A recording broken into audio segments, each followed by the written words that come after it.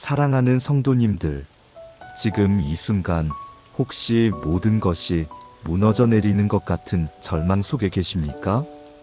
열심히 살아왔는데 갑자기 찾아온 질병 때문에 하루하루가 고통스러우신가요? 사업이 망하고 빚더미에 앉아서 앞이 캄캄하신가요?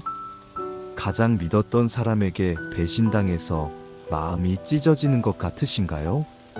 자녀 문제로 밤잠을 이루지 못하고 계신가요? 정말 막막하시죠? 왜 하필 나에게 이런 일이 일어나는지, 하나님은 정말 나를 사랑하시는 게 맞는지 의심이 드실 겁니다. 그런데 사랑하는 성도님들, 오늘 제가 꼭 말씀드리고 싶은 것이 있습니다. 지금 겪고 계신 그 고통, 그 절망, 그 무너짐이 사실은 하나님께서 당신을 위해 준비하신 놀라운 계획의 시작이라는 것을 아십니까? 믿기 어려우시겠지만 성경은 분명히 말씀하고 있습니다. 인생이 완전히 무너질 때 비로소 우리는 하나님의 진짜 목적을 보게 됩니다. 오늘 제가 성경에서 찾은 4가지 놀라운 진실을 나누겠습니다. 이 말씀을 듣고 나면 지금의 고통이 얼마나 귀한 축복의 전조인지 깨닫게 되실 것입니다. 첫 번째로, 하나님은 우리를 무너뜨리심으로써 더 단단한 기초 위에 다시 세우십니다. 사랑하는 성도님들, 우리가 자신의 힘으로 쌓아 올린 모든 것들이 한순간에 무너질 때가 있습니다. 그동안 의지했던 재산이 사라지고, 건강이 무너지고, 관계가 깨어집니다. 그럴 때 우리는 절망합니다. 왜 하나님께서 이런 일을 허락하시는지 이해할 수 없습니다. 그런데 잠언 3장 5절에서 6절 말씀을 보십시오. 너는 마음을 다하여 여호와를 신뢰하고 내 명철을 의지하지 말라. 너는 범사의 그를 인정하라. 그리하면 내 길을 지도하시리라. 이 말씀이 무엇을 의미하는지 아십니까? 우리가 우리의 명철, 우리의 능력, 우리의 재산을 의지하고 살 때 하나님께서는 때로 그것들을 무너뜨리십니다. 왜 그러실까요? 그것은 우리를 벌하시려는 것이 아닙니다. 오히려 우리가 진짜 의지해야 할 분이 누구인지 깨닫게 하시려는 것입니다. 제가 아는 한 집사님이 계십니다. 30년 동안 성실하게 일해서 모은 전 재산을 사기당하셨습니다. 하루아침에 빈털터리가 되셨습니다. 처음에는 하나님을 원망했다고 하십니다. 새벽 기도도 빠지지 않고 11조도 철저히 했는데 왜 이런 일이 일어났는지 이해할 수 없었다고 하십니다. 그런데 모든 것을 잃고 나니 오히려 마음이 편안해졌다고 합니다. 그동안 돈이 자신의 우상이었다는 것을 깨달으셨다는 것입니다. 돈 때문에 불안하고 돈 때문에 교만했던 자신을 발견하셨습니다. 이제는 오직 하나님만 의지하며 살게 되었고 그 어느 때보다 평안하다고 간증하십니다. 고린도후서 12장 9절에서 10절을 보십시오. 나에게 이르시기를 내 은혜가 내게 족하도다. 이는 내 능력이 약한 데서 온전하여짐이라 하신지라. 그러므로 도리어 크게 기뻐함으로 나의 여러 약한 것들에 대하여 자랑하리니 이는 그리스도의 능력이 내게 머물게 하려 함이라. 그러므로 내가 그리스도를 위하여 약한 것들과 능욕과 궁핍과 박해와 곤고를 기뻐하노니 이는 내가 약한 그때의 강함이라. 바울 사도는 자신의 약함을 오히려 자랑한다고 말합니다. 왜냐하면 자신이 약할 때 하나님의 능력이 나타나기 때문입니다. 우리도 마찬가지입니다. 우리의 힘으로 세운 것들이 무너질 때 비로소 하나님의 능력으로 다시 세워질 수 있습니다. 그리고 하나님이 세우신 것은 결코 무너지지 않습니다. 시편 127편 1절 말씀을 기억하십시오. 여호와께서 집을 세우지 아니하시면 세우는 자의 수고가 헛되며 여호와께서 성을 지키지 아니하시면 파수꾼의 깨어 있음이 헛되도다. 지금 무너진 것은 당신이 세운 것입니다. 이제 하나님께서 다시 세우실 것입니다. 그것은 이전보다 훨씬 더 견고하고 아름다울 것입니다. 두 번째로 하나님은 고난을 통해 우리의 참된 정체성을 깨닫게 하십니다. 사랑하는 성도님들, 우리는 평소에 자신이 누구인지 착각하며 삽니다.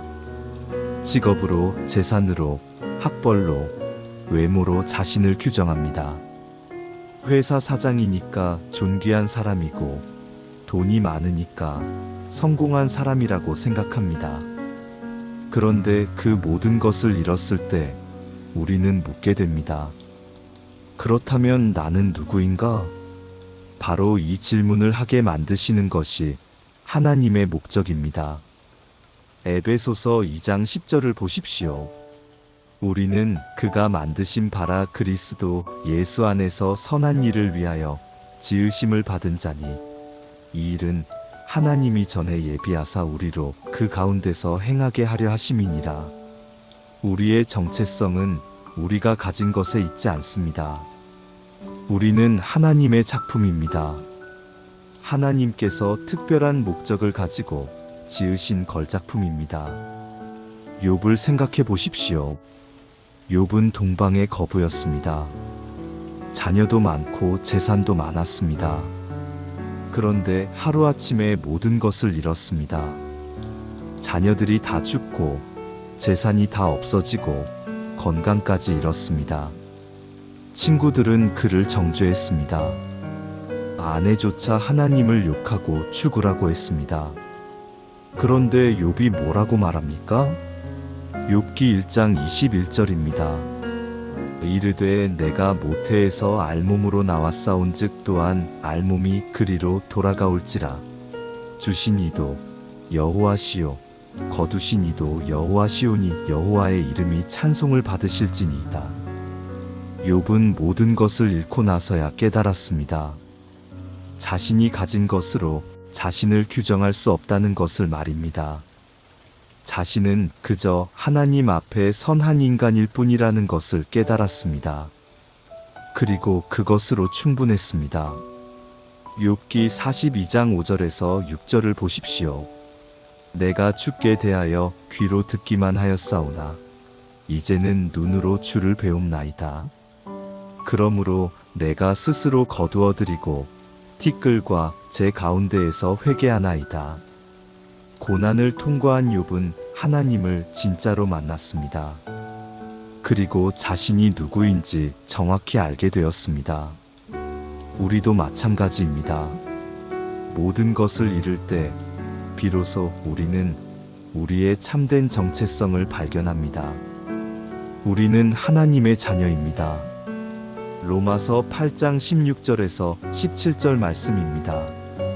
성령이 친히 우리의 영과 더불어 우리가 하나님의 자녀인 것을 증언하시나니 자녀이면 또한 상속자 곧 하나님의 상속자요 그리스도와 함께 한 상속자니 우리가 그와 함께 영광을 받기 위하여 고난도 함께 받아야 할 것이니라.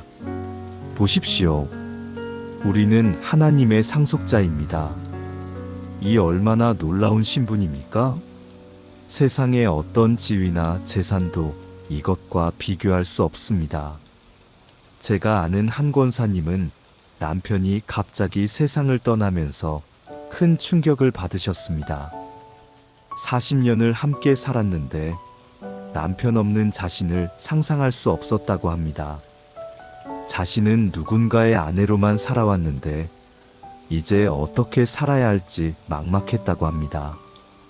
그런데 그 아픔 속에서 하나님을 더 깊이 만나게 되었고 자신이 하나님의 딸이라는 정체성을 발견하게 되었다고 합니다. 이제는 하나님 아버지와 동행하며 이전보다 더 행복하게 살고 계십니다. 여러분도 지금 무언가를 잃으셨다면 그것은 여러분의 참된 정체성을 발견할 기회입니다. 여러분은 하나님의 자녀입니다. 그것이 여러분의 가장 중요한 정체성입니다. 세 번째로, 하나님은 우리의 무너짐을 통해 다른 사람을 위로하는 도구로 사용하십니다. 사랑하는 성도님들, 고난을 겪어보지 않은 사람이 고난당한 사람을 위로할 수 있겠습니까? 실직을 경험해보지 않은 사람이 실직자의 마음을 이해할 수 있겠습니까?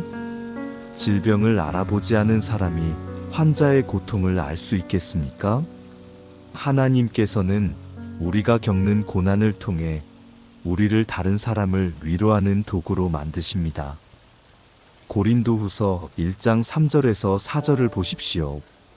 찬송하리로다. 그는 우리 주 예수 그리스도의 하나님이시요 자비의 아버지시요 모든 위로의 하나님이시며 우리의 모든 환난 중에서 우리를 위로하사 우리로 하여금 하나님께 받는 위로로서 모든 환난 중에 있는 자들을 능히 위로하게 하시는 이시로다.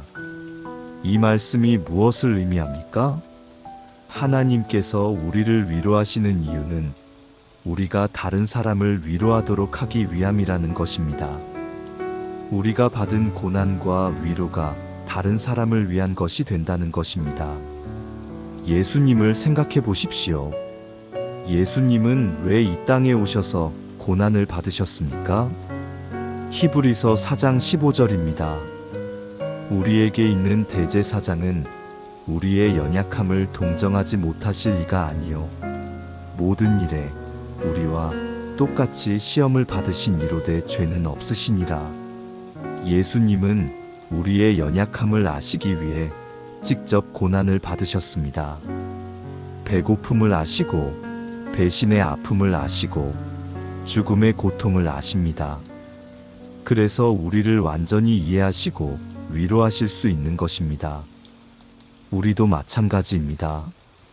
우리가 겪는 고난은 다른 사람을 위한 준비입니다. 암을 이겨낸 사람이 암 환자에게 진정한 희망을 줄 수 있습니다.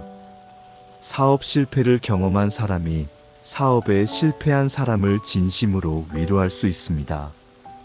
자녀 문제로 고통받은 사람이 같은 문제로 고통받는 부모를 이해할 수 있습니다. 제가 아는 한 목사님은 아들을 교통사고로 잃으셨습니다. 20살 대학생이었습니다.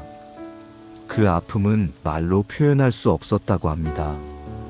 하나님을 원망하기도 했고 목회를 그만두고 싶기도 했다고 합니다. 그런데 시간이 지나면서 깨달으셨다고 합니다. 자녀를 잃은 부모들을 위로하는 것이 자신의 사명이라는 것을 말입니다. 지금은 자녀를 잃은 부모들을 위한 상담 사역을 하고 계십니다.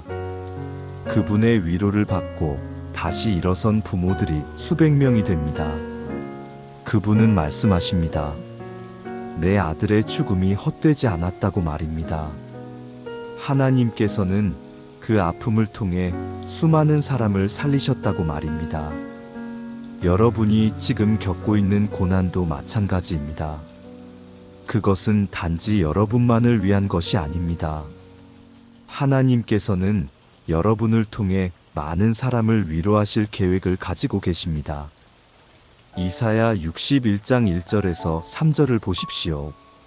주 여호와의 영이 내게 내리셨으니 이는 여호와께서 내게 기름을 부으사 가난한 자에게 아름다운 소식을 전하게 하려 하심이라.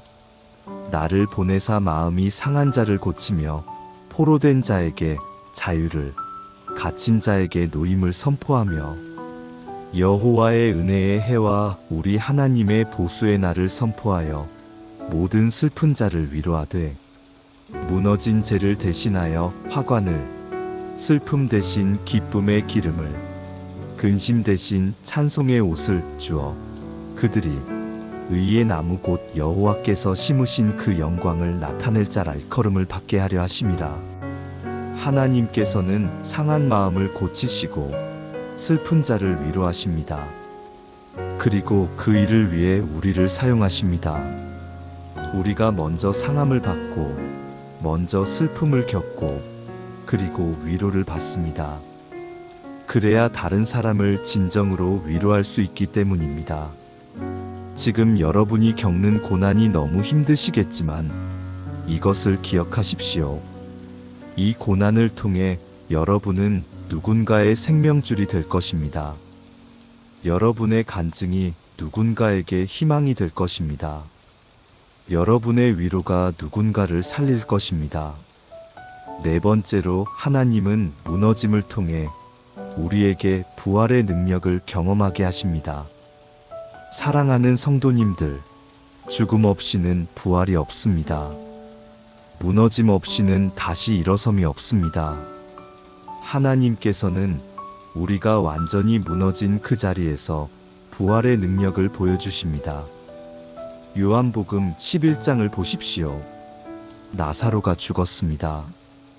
그의 누이들인 마르다와 마리아는 절망했습니다. 예수님이 계셨다면 오라버니가 죽지 않았을 것이라고 원망했습니다. 이미 나사로가 죽은 지 나흘이 되었습니다. 유대인의 관습으로는 사흘이 지나면 완전히 죽은 것으로 여겼습니다. 더 이상 희망이 없었습니다. 그런데 예수님이 뭐라고 하십니까? 요한복음 11장 25절에서 26절입니다. 예수께서 이르시되 나는 부활이요 생명이니 나를 믿는 자는 죽어도 살겠고 무릇 살아서 나를 믿는 자는 영원히 죽지 아니하리니 이것을 네가 믿느냐? 그리고 예수님은 무덤 앞에서 큰 소리로 외치셨습니다. 나사로야 나오라. 죽은 나사로가 살아났습니다. 완전히 끝났다고 생각했던 그 순간 하나님의 능력이 나타났습니다. 이것이 부활의 능력입니다. 에스겔 37장의 마른 뼈 환상을 기억하십니까?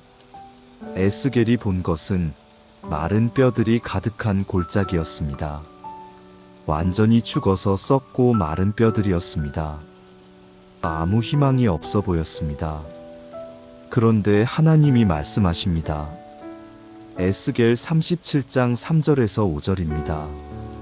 그가 내게 이르시되 인자야 이 뼈들이 능히 살 수 있겠느냐 하시기로 내가 대답하되 주 여호와여 주께서 아시나이다.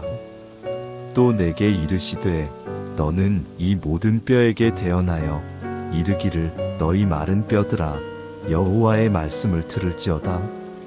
주 여호와께서 이 뼈들에게 이같이 말씀하시기를 내가 생기를 너희에게 들어가게 하리니 너희가 살아나리라. 그리고 놀라운 일이 일어났습니다. 뼈들이 서로 연결되고 힘줄이 생기고 살이 오르고 가죽이 덮였습니다. 그리고 생기가 들어가자 큰 군대가 되었습니다. 이것이 무엇을 의미합니까? 완전히 죽은 것 같은 상황에서도 하나님은 생명을 주실 수 있다는 것입니다. 지금 여러분의 상황이 마른 뼈 같습니까? 아무 희망이 없어 보입니까? 그렇다면 오히려 기대하십시오. 하나님께서 부활의 능력을 보여주실 때가 되었습니다. 로마서 4장 17절을 보십시오. 그가 믿은 바 하나님은 죽은 자를 살리시며 없는 것을 있는 것으로 부르시는 이시니라. 하나님은 죽은 자를 살리시는 분이십니다. 없는 것을 있는 것으로 부르시는 분이십니다. 아브라함을 생각해 보십시오. 100세가 되어서 자신의 몸이 죽은 것 같았습니다. 사라의 태도 죽은 것 같았습니다. 인간적으로는 아이를 가질 수 없었습니다. 그런데 하나님이 약속하셨습니다.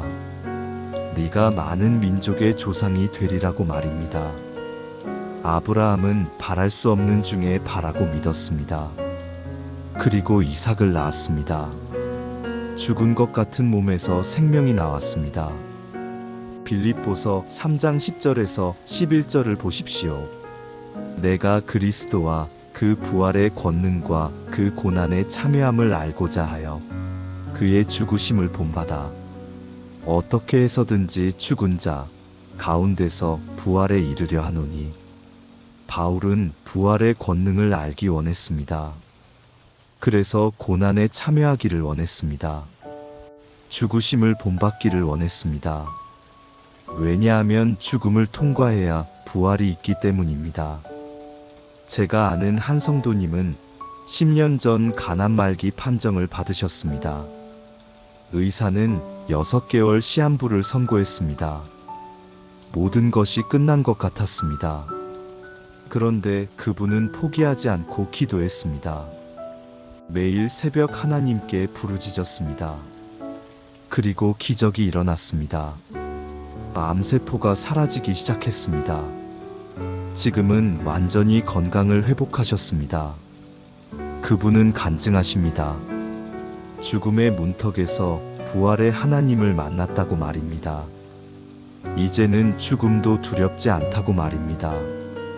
부활의 능력을 경험했기 때문입니다. 여러분도 지금 죽음의 골짜기를 지나고 계신가요? 모든 것이 끝난 것 같습니까? 그렇다면 부활을 기대하십시오. 하나님께서는 죽은 자를 살리시는 분이십니다.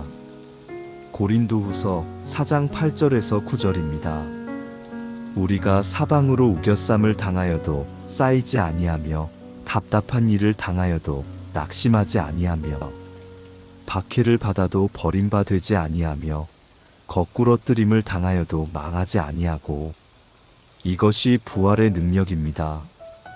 완전히 망한 것 같아도 망하지 않습니다. 왜냐하면 하나님이 함께 계시기 때문입니다. 사랑하는 성도님들, 지금까지 4가지를 말씀드렸습니다. 첫째, 하나님은 우리를 무너뜨리심으로써 더 단단한 기초 위에 다시 세우십니다. 둘째, 하나님은 고난을 통해 우리의 참된 정체성을 깨닫게 하십니다. 셋째, 하나님은 우리의 무너짐을 통해 다른 사람을 위로하는 도구로 사용하십니다. 넷째, 하나님은 무너짐을 통해 우리에게 부활의 능력을 경험하게 하십니다. 이제 여러분께 묻고 싶습니다. 지금 겪고 계신 고난이 정말 저주입니까? 아니면 변장된 축복입니까? 야고보서 1장 2절에서 4절 말씀을 기억하십시오.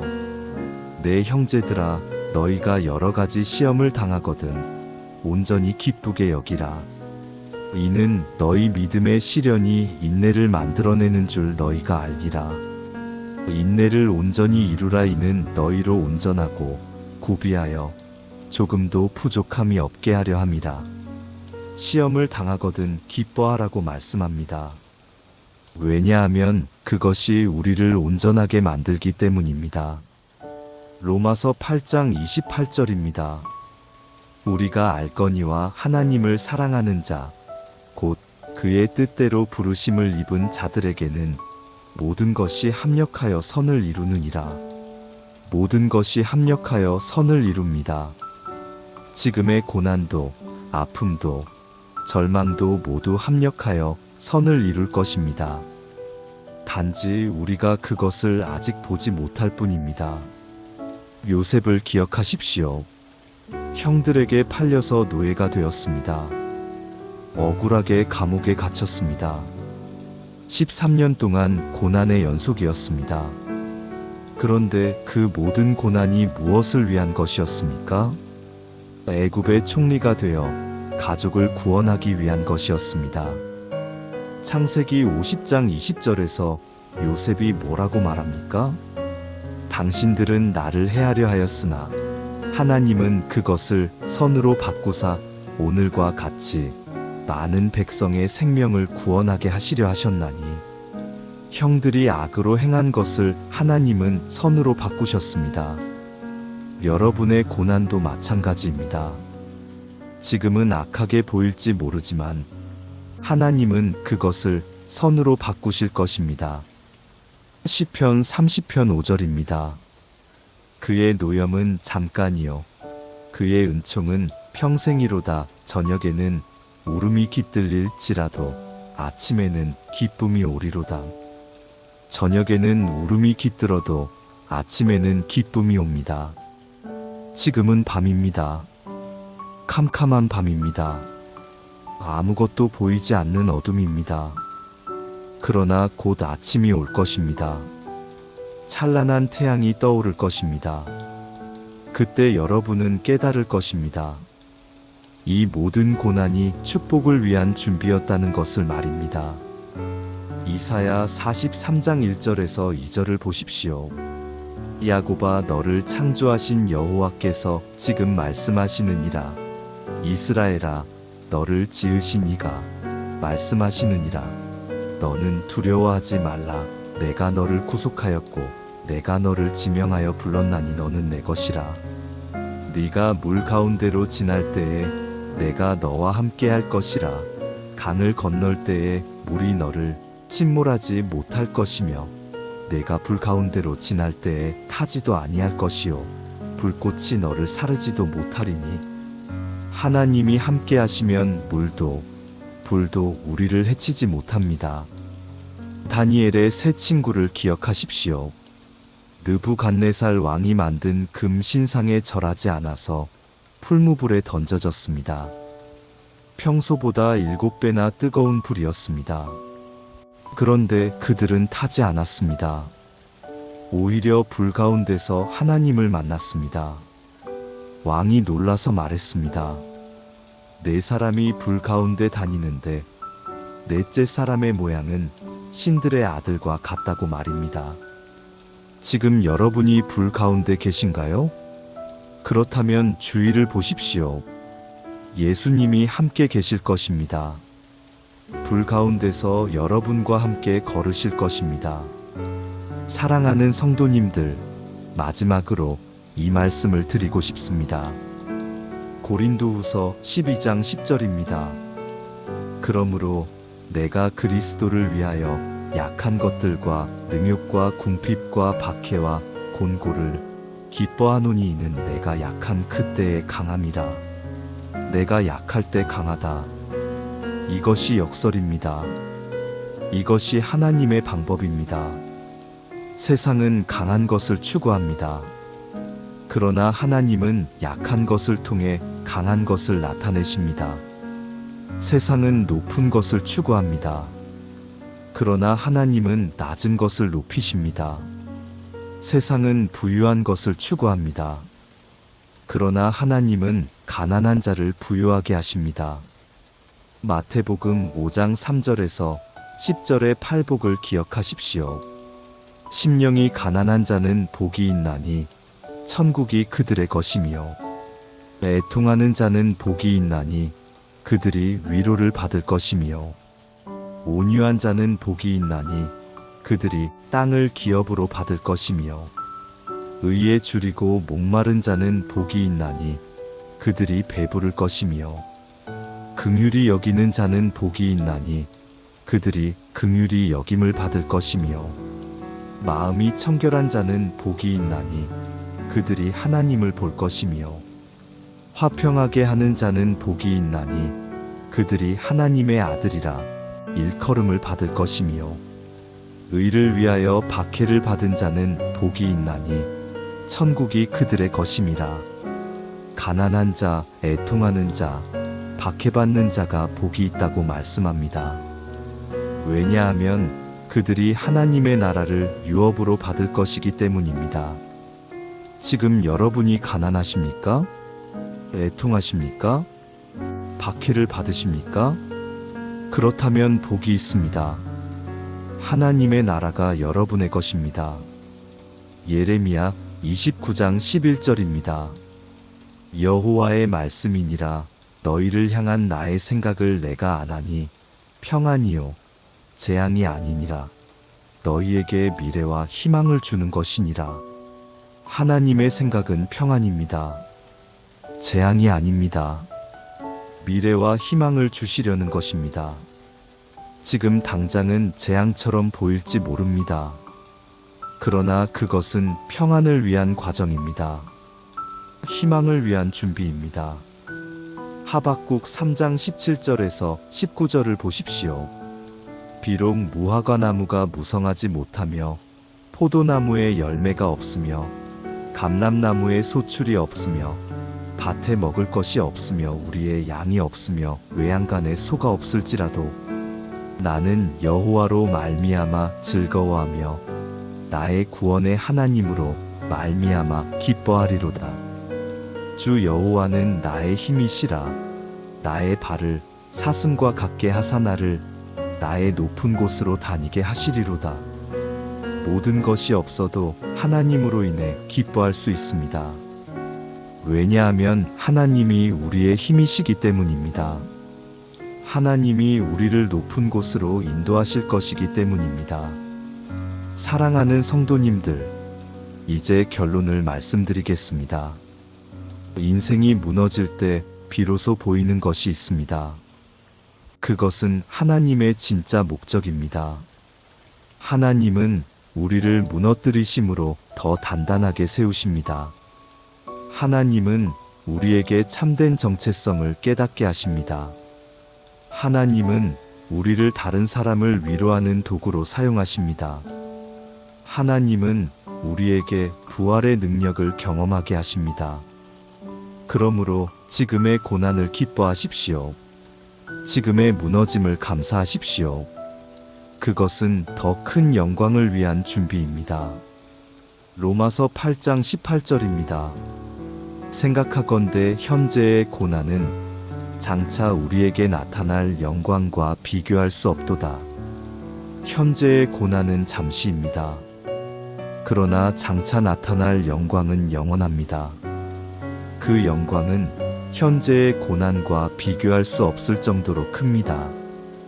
고린도후서 4장 17절입니다. 우리가 잠시 받는 환난에 경한 것이 지극히 크고 영원한 영광에 중한 것을 우리에게 이루게 함이니 잠시 받는 환난은 가볍습니다. 그러나 그것이 이루는 영광은 지극히 크고 영원합니다. 사랑하는 성도님들, 조금만 더 참으십시오. 조금만 더 견디십시오. 곧 하나님의 때가 올 것입니다. 눈물이 기쁨으로 바뀔 것입니다. 절망이 희망으로 바뀔 것입니다. 죽음이 생명으로 바뀔 것입니다. 시편 126편 5절에서 6절입니다. 눈물을 흘리며 씨를 뿌리는 자는 기쁨으로 거두리로다. 울며 씨를 뿌리러 나가는 자는 반드시 기쁨으로 그 곡식단을 가지고 돌아오리로다. 지금 눈물로 씨를 뿌리고 계신가요? 반드시 기쁨으로 거둘 것입니다. 울며 나가고 계신가요? 반드시 기쁨으로 돌아올 것입니다. 이것이 하나님의 약속입니다. 하나님의 약속은 반드시 이루어집니다. 민수기 23장 19절입니다. 하나님은 사람이 아니시니 거짓말을 하지 않으시고 인생이 아니시니 후회가 없으시도다. 어찌 그 말씀하신 바를 행하지 않으시며 하신 말씀을 실행하지 않으시랴. 하나님은 거짓말하지 않으십니다. 약속하신 것은 반드시 이루십니다. 여러분을 향한 하나님의 계획은 반드시 이루어질 것입니다. 이사야 55장 10절에서 11절입니다. 이는 비와 눈이 하늘로부터 내려서 그리로 되돌아가지 아니하고 땅을 적셔서 소출이 나게 하며 싹이 나게 하여 파종하는 자에게는 종자를 주며 먹는 자에게는 양식을 줌과 같이 내 입에서 나가는 말도 이와 같이 헛되이 내게로 되돌아오지 아니하고 나의 기뻐하는 뜻을 이루며 내가 보낸 일에 형통함이니라. 하나님의 말씀은 헛되이 돌아오지 않습니다. 반드시 이루어집니다. 반드시 형통합니다. 그러므로 믿으십시오. 지금의 무너짐이 새로운 시작입니다. 지금의 끝이 진짜 시작입니다. 요한계시록 21장 4절입니다. 모든 눈물을 그 눈에서 닦아주시니 다시는 사망이 없고 애통하는 것이나 곡하는 것이나 아픈 것이 다시 있지 아니하리니 처음 것들이 다 지나갔음이러라. 하나님께서 모든 눈물을 닦아주실 것입니다. 더 이상 죽음도 슬픔도 아픔도 없을 것입니다. 모든 것이 새롭게 될 것입니다. 이것이 우리의 소망입니다. 이것이 우리의 미래입니다. 빌립보서 1장 6절입니다.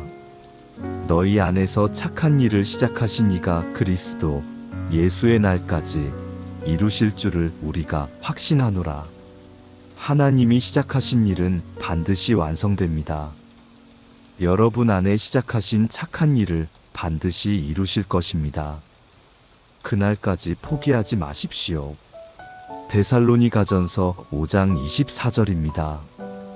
너희를 부르시는 이는 미쁘시니 그가 또한 이루시리라. 하나님은 신실하십니다. 미쁘십니다. 반드시 이루십니다. 여러분을 부르신 그 목적을 반드시 이루실 것입니다. 사랑하는 성도님들, 이제 정말 마지막으로 부탁드립니다. 오늘 이 말씀이 여러분에게 힘이 되었다면 다른 분들과 나누어 주십시오. 지금 이 순간에도 절망 가운데 있는 분들이 많습니다. 그분들에게 이 메시지를 전해 주십시오. 인생이 무너질 때 비로소 보이는 하나님의 목적이 있다고 말입니다. 지금의 고난이 축복의 전조라고 말입니다. 그리고 댓글로 여러분의 간증을 나누어 주십시오. 어떤 고난을 겪고 계신지, 어떻게 이겨내고 계신지 나누어 주십시오. 서로가 서로에게 힘이 되고 위로가 될 것입니다. 마지막으로 여러분을 축복합니다. 전능하신 하나님께서 여러분과 함께 하시기를 축복합니다. 무너진 곳에서 다시 일으켜 세우시는 하나님의 능력이 여러분에게 나타나기를 축복합니다. 절망이 희망으로, 슬픔이 기쁨으로, 죽음이 생명으로 바뀌는 기적이 일어나기를 축복합니다. 여러분은 하나님의 사랑받는 자녀입니다. 하나님은 여러분을 결코 버리지 않으실 것입니다. 끝까지 함께 하실 것입니다. 그리고 반드시 영광의 자리로 인도하실 것입니다. 할렐루야. 아멘. 주님의 평강이 여러분과 함께 하시기를 예수님의 이름으로 축복합니다.